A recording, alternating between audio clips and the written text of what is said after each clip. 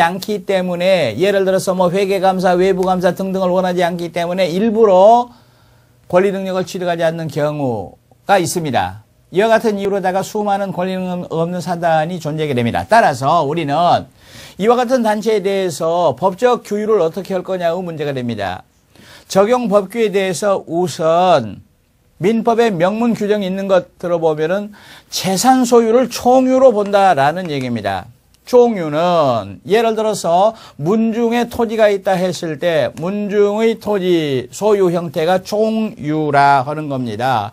예를 들어서 처분이나 관리는 문중 전체 결의에 따라서 한다. 총의 결의에 따라서 한다.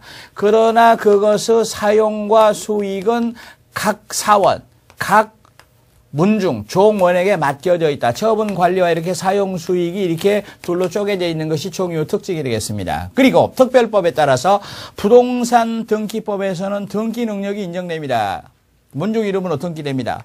소송할 때 당사자 능력이 인정되기 때문에 권리 능력 없는 사단, 예를 들어서 동창의 문중도 원고 피고가 될 수 있다라는 얘기입니다. 나머지는 어떻게 될 거냐? 예를 들어서 나머지에 대하여는 법인격을 전제로 하는 것을 제외하고는 민법의 사단 법인 규정을 유추 적용해야 된다라는 얘기입니다. 구체적으로 보면은 권리 능력, 행위 능력, 불법 행위 능력, 민법 규정 유추 적용하게 되고 대표 기관의 권한이라든지 형식 등에 대해서도 민법 규정을 유추 적용할 수가 있을 겁니다. 똑같은 이유로다가 권리 능력 없는 재단이 또 생겨날 수가 있습니다. 따라서 권리 능력 없는 재단이라는 것은 어떤 특수한 목적에 받쳐져 가지고 항구적으로 운영되고 있는 목적 재산으로다가 법인격을 취득하지 않은 것, 설립 등기 안 되는 것 이렇게 정의 내릴 수가 있습니다. 그리고 여기에 대해서도 민법 규정을 유추 적용하게 된다. 법인격을 전제로 하는 것을 제외하고는 민법 규정을 유추 적용하게 된다라는 얘기입니다. 그리고 특별법에 따라서 부동산 등기법상 등기 능력이 인정됩니다.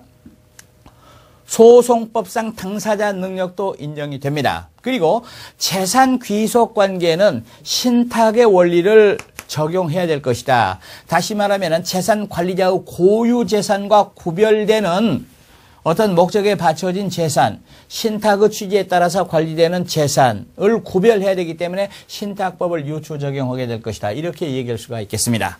다음으로 법인의 설립에 대하여 검토해 보겠습니다. 먼저 법인의 설립에 관한 입법주의를 먼저 보시겠습니다. 법인의 설립에 관한 입법주의를 가장 설립하기 쉬운 것부터 차례로 제가 검토해 보겠습니다. 여기에서 법인 설립에 관한 입법주의는 첫째가 자유설립주의입니다.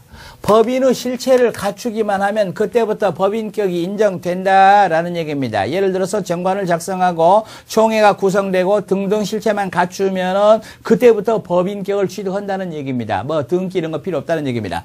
두 번째가 준칙주의가 되겠습니다. 준칙주의는 법이 정하는 일정한 요건을 갖추면 법인격을 취득한다.